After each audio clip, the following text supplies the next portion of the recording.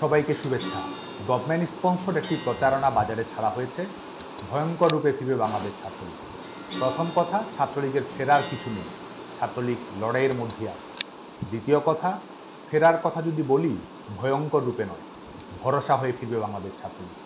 পেছনের দিকে যদি তাকাই, কোটা সংস্কারের দাবিতে বাংলাদেশ ছাত্রলীগ নিজস্ব কৌশলে এগিয়েছে। সরকারের কাছে আহ্বান এবং রাজপথে সক্রিয় ভূমিকা পালন করার চেষ্টা করেছে। শুধুমাত্র মিছিল, মিটিং কিংবা সমাবেশ নয়, বাংলাদেশ ছাত্রলীগ বরং কয়েক ধাপ এগিয়ে কোটা সংস্কারের দাবিতে পলিসি অ্যাডভোকেসি করেছে। শিক্ষার্থীদের মতামত সংগ্রহ করার জন্য ডোর টু ডোর ক্যাম্পেইন পরিচালনা করেছে।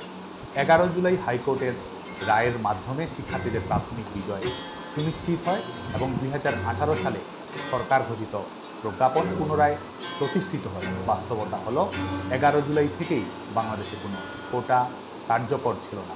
কুচক্রীরা যদি তাদের প্রতারণা এবং হত্যা সন্ত্রাসে সফল না হতো, তাহলে হয়তো একটি অনাকাঙ্ক্ষিত ঘটনা না ঘটেই বাংলাদেশে এই আন্দোলনের একটি ইতিবাচক পরিণতি সম্ভব হতে পারে। আমাদের সমস্যার সমাধানের স্পিডের তুলনায় তাদের ষড়যন্ত্রের গতিবেগ ছিল অনেক বেশি, যার কারণে ছাত্রলীগ সাধারণ শিক্ষার্থীদের দাবি, সংগঠন, সরকার, বিচার বিভাগ এবং শিক্ষা প্রতিষ্ঠানের স্থিতিশীলতার মধ্যে ভারসাম্য বজায় রেখে চূড়ান্ত সমাধান বের করে আনার যে কৌশল গ্রহণ করেছিল।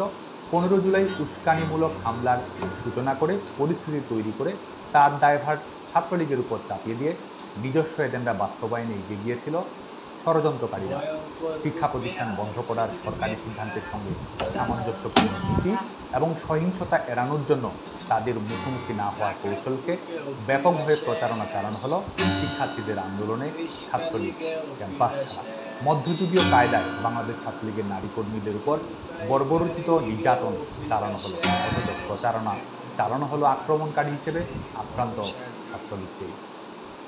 আজকে অনেকেই অনেক কিছু বলছে, অনেক কিছু করছে। শুধু এটুকু মনে করিয়ে দিতে চাই, যারা আজকে ছাত্রলীগ নিষিদ্ধ বলে বলে মুখে ফেনা তুলছে, তারাই এক সময় ছাত্রলীগের নেতাকর্মীদের সাথে সেলফি তোলার জন্য লাইনে দাঁড়িয়ে থাকবে।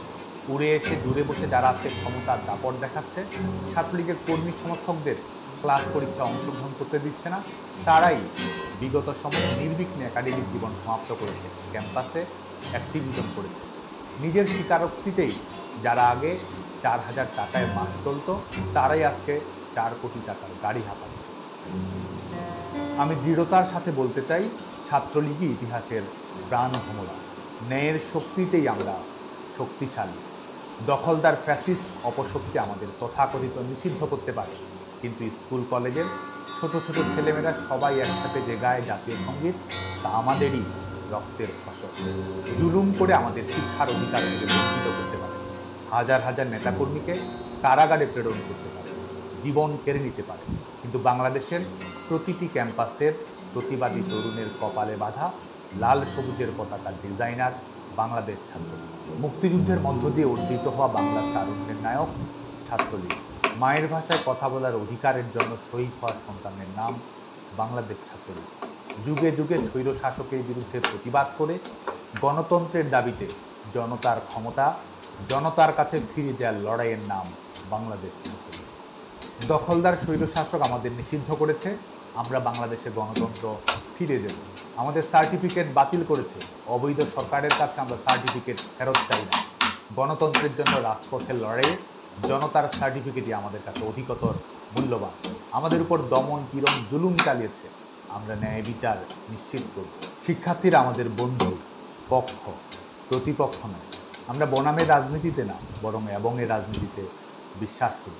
ভবিষ্যতেও সকল সাধারণ শিক্ষার্থীর মানসম্মত একাডেমিক জীবন, দক্ষ মানব সম্পদে পরিণত হওয়া এবং সবার উন্নত ক্যারিয়ার নিশ্চিত করার জন্য বাংলাদেশ ছাত্রলীগ কাজ করে যাবে। আমি নিশ্চিত করে বলতে চাই, ভয়ঙ্কর রূপে নয়, ভরসা হয়েই ফিরবে বাংলাদেশ ছাত্রলীগ। ভয়ের রাজনীতি নয়, জয়ের রাজনীতিই আমাদের ভবিষ্যৎ। ক্ষমতার তোষামোদী নয়, গণতন্ত্র এবং ন্যায় বিচারের জন্যই আমাদের লড়াই। আপনারা সবাই ভালো থাকবেন।